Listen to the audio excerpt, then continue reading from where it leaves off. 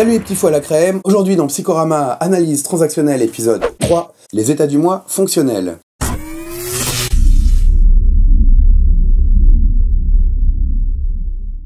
Avant de poursuivre votre visionnage, je vous conseille de jeter un œil au premier épisode de ce cycle, si vous voulez bien comprendre ce qui va suivre.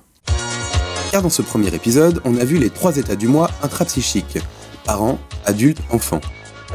On parle d'analyse structurale car ça décrit la personnalité. Mais là où ça devient vraiment intéressant, c'est surtout comment ces états du moi, ou EDM, vont s'exprimer dans la relation à l'autre. On parle alors d'analyse fonctionnelle. On passe donc d'un dialogue interne, avec des impasses type j'ai envie versus il ne faut pas, à un conflit externe, type je t'interdis versus je t'emmerde. Alors pour simplifier, je distinguerai les états du moi internes, intrapsychiques, des états du moi externes, relationnels. Bref, en analyse transactionnelle, on distingue 7 états du moi fonctionnels, et donc 7 stratégies possibles dans toute interaction humaine. Et sans transition, je vous présente mon assistant, Bernardo Pepito, qui illustrera visuellement mon propos. Le parent normatif. On est dans le parent normatif, le PNOR, lorsqu'on fait appel aux normes, aux règles, aux limites, aux traditions, à la morale, la discipline, la responsabilité ou la loi. C'est ce qu'on appelle classiquement les interventions directives ou paternantes. Le parent normatif punit, interdit, ordonne, exige, critique, dévalorise, s'impose de façon rigide, avec des jugements de valeur ou des préjugés. Mais combien de fois je devrais te dire c'est comme ça et pas autrement. Mais je te permets pas, je veux pas le savoir. Débrouillez-vous, mais c'est ridicule. Alors je te l'interdis, hein. Dis donc, ça se fait pas? Le parent normatif s'adresse généralement à l'enfant de son interlocuteur. Et donc, il active presque systématiquement une réaction d'enfant soumis ou d'enfant rebelle. Alors si vous aspirez à des relations saines, j'aurais personnellement tendance à vous déconseiller l'usage du parent normatif dans la plupart de vos interactions relationnelles. Car les actes directifs ont tendance à engendrer un sentiment d'humiliation, d'injustice ou d'impuissance. L'enfant soumis. Et pour échapper à ces sentiments négatifs, on réagit souvent en enfant rebelle. Mais je t'emmerde mon petit pote. Eh ben je vais faire exactement le contraire, tiens. En cas de conflit face aux parents normatifs, certaines personnes refusent cette invitation à réagir en enfant et adoptent la stratégie de se situer dans le même registre. Parent normatif contre parent normatif. Bon alors, je te permets pas de me donner des ordres, hein, déjà. On considère qu'un parent normatif est positif lorsqu'il instaure un cadre avec des limites structurantes ou alors qu'il rappelle les règles à respecter pour résoudre un problème. Le parent nourricier. Le parent nourricier se montre soutenant, bienveillant, encourageant et rassurant. Il peut également donner des conseils. C'est ce qu'on appelle classiquement les interventions maternantes ou enveloppantes. Il a pour intérêt d'aider à grandir en favorisant l'autonomie. Ses préoccupations sont le danger, la sécurité, le soin, l'altruisme. Tu vas y arriver. Alors n'hésitez pas à me demander, hein, si vous avez besoin. Tu peux le faire, c'est pas grave. C'est très bien ce que tu as fait. Je m'en occupe. Prudence, ça va aller, t'en fais pas. Et même lorsqu'on veut inviter quelqu'un à suivre une règle, ça peut être un positionnement plus efficace que le parent normatif. Par exemple, la scène classique où un de vos proches décide de conduire après une soirée bien arrosée. Laisse-moi, je suis pas bourré.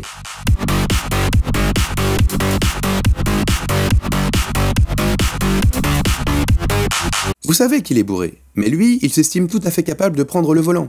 Si vous lui dites « Ah, je peux pas te permettre de conduire dans ton état, hein. Je te prends les clés de ta bagnole et je te les rendrai demain. » Stratégie parent normatif, il est probable qu'il réagisse en enfant rebelle. Au pire, vous allez vous engueuler, et au mieux, il va récupérer ses clés en douce et prendre la poudre d'escampette. Et maintenant, si vous optez pour une stratégie parent nourricier. Ça m'inquiète que tu conduises. J'ai peur que tu aies un accident. J'insiste pour que tu restes dormir. Allez, je te prépare un bon lit bien confortable, et demain, je te réveille avec un café bien chaud. Alors évidemment, ça marchera pas à tous les coups. Je suis pas bourré. Mais il y a moins de risques que votre interlocuteur se braque. Du coup, il sera peut-être plus réceptif à votre message. Car le parent nourricier a tendance à activer le moi adulte de son interlocuteur.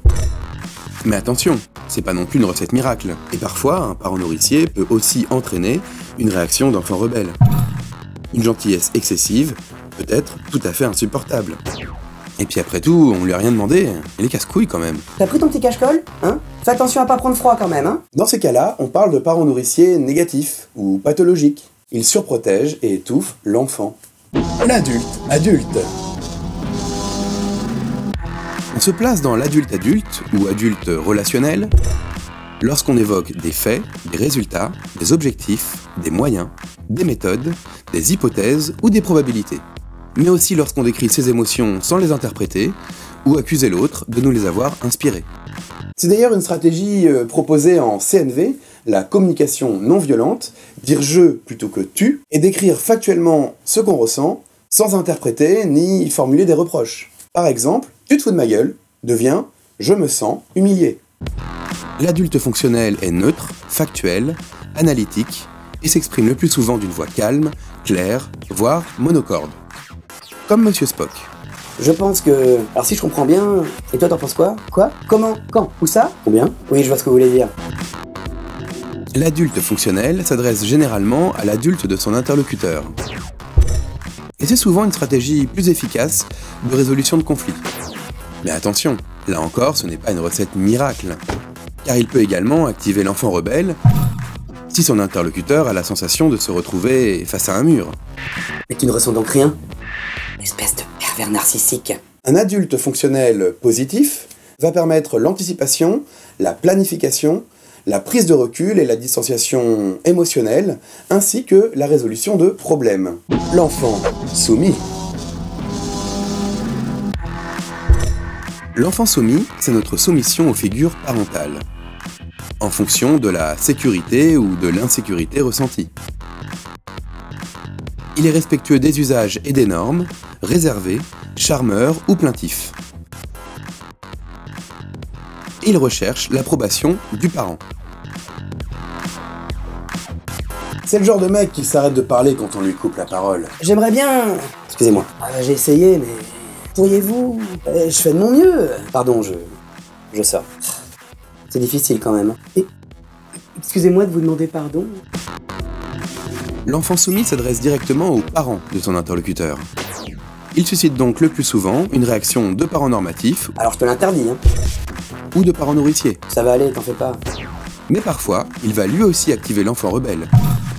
Car la faiblesse peut susciter le sadisme. Un enfant soumis négatif, c'est une personne qui culpabilise tellement qu'elle s'auto-dévalorise ou s'auto-accuse. Ou alors c'est quelqu'un qui n'ose pas s'affirmer. Il manque de crédibilité et d'assertivité, et du coup il se fait écraser par les autres. L'enfant rebelle. L'enfant rebelle est en opposition aux figures parentales. Sa conduite provocatrice est en réaction à une forme d'autorité qu'il conteste. Il s'impose de façon énergique, défensive, revendicative, voire colérique. Ah bah vous pouvez toujours courir, hein. Vous n'avez pas le droit. J'aimerais bien voir ça, tiens. Je t'emmerde. Non, je veux pas. Je suis pas obligé. Je fais ce que je veux. Va te faire enculer, va bien te faire enculer. Tiens. Il active donc souvent le parent normatif chez son interlocuteur. D'ailleurs, ces deux états du moi s'opposent autant qu'ils se ressemblent. Car tout comme le parent normatif, l'enfant rebelle peut véhiculer une forme d'agressivité. Et parfois, il peut être bien difficile de distinguer le parent normatif de l'enfant rebelle dans la forme. Au nom de quoi vous m'empêchez d'entrer dans mon local? Au nom de quoi? Qui vous a donné cet ordre? La République? C'est moi! C'est moi qui suis parlementaire! Poussez-vous de là, ouvrez-moi cette porte! Mais l'enfant rebelle peut être aussi positif. À la différence de l'enfant soumis, qui subit les agressions, l'enfant rebelle se défend. Il ne se laisse pas faire. L'enfant rebelle est donc fréquemment l'état du moi qui permettra de s'extirper d'une position de victime, par ce qu'on appelle la saine révolte. Alors, je dois vous préciser que les deux états du moi enfant, soumis et rebelle, sont considérés comme adaptés, car ils sont tous deux en réaction à l'autre, en l'occurrence la figure d'autorité. On parle donc d'enfants adaptés soumis et d'enfants adaptés rebelles. Mais il existe un troisième état du moi, enfant inadapté. L'enfant libre. L'enfant libre est égocentrique, c'est-à-dire qu'il ne tient pas compte des autres. Mais il a le mérite d'être spontané. Vous savez, ces gens qui hurlent au téléphone dans les transports, on pourrait littéralement participer à leur conversation. T'es où? Moi je suis dans le bus.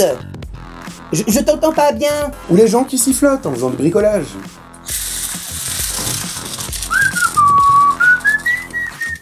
C'est tellement insupportable.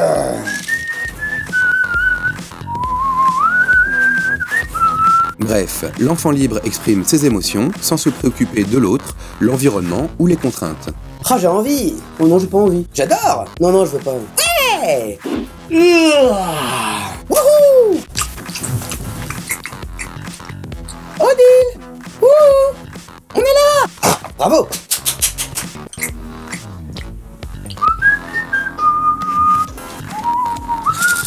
C'est vraiment la désinhibition pulsionnelle pure, et donc le véritable équivalent du ça psychanalytique dans sa manifestation relationnelle. Alors c'est sympa, hein, au moins il est enthousiaste, mais l'emballement prématuré implique des actes irresponsables, inconséquents, et puis le manque de tact risque de blesser son interlocuteur. Hé, salut, ça va? Oh, dis donc, qu'est-ce que t'as grossi? On dirait le roi, là, Babar. Dans sa version positive, l'enfant libre activera l'enfant libre de son interlocuteur. Et oui, après tout, l'enthousiasme peut être communicatif et inspirer un certain lâcher-prise. Mais il suscitera le plus souvent une réaction de parent normatif. Et maintenant, t'arrêtes de siffloter. Tout de suite. Le petit professeur. Le petit professeur, il est juste là. Entre les enfants adaptés, rebelles et soumis, et l'enfant inadapté, libre. C'est un peu l'enfant adapté libre en quelque sorte. Il tient compte des autres personnes, mais il choisit de ne pas forcément respecter les règles sociales. Certains auteurs le codifient aussi à un, l'adulte qui est dans l'enfant.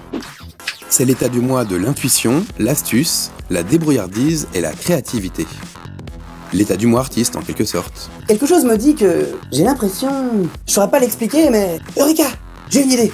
J'ai trouvé! Bon sang, mais c'est bien sûr! Hey. Il s'autorise à penser et agir en dehors des sentiers battus. Think outside of the box. EDM positif versus EDM négatif. Dans le premier épisode, on a vu que les états du moi pouvaient être positifs ou négatifs. Un état du moi positif est relié à la réalité, approprié au contexte, ou utile à la relation. Tandis qu'un état du moi négatif est extrême, contre-productif, nocif ou irréaliste. On a vu également que les états du moi internes, parents et enfants, étaient le plus souvent négatifs, car ils correspondent à l'émergence d'une réalité ou d'une émotion passée. Le passé envahit le présent. Par contre, tout état du moi relationnel peut être aussi bien positif que négatif, et son utilité variera en fonction du contexte. Donc l'adulte n'est pas toujours l'état du moi le plus adapté à toutes les situations. Par exemple, un adulte fonctionnel négatif qui formule une demande d'information pathologiquement factuelle. Papa, j'ai eu 15 sur 20 à mon devoir de maths! Ah oui? Il a eu combien le premier de la classe? Voilà, c'est la fin de cet épisode consacré aux états du moi relationnels. Si cette vidéo vous a plu, n'oubliez pas de le signifier par un petit pouce levé. Vous récompenserez ainsi mon petit professeur pour la pédagogie qu'il a tenté d'insuffler à cette vidéo.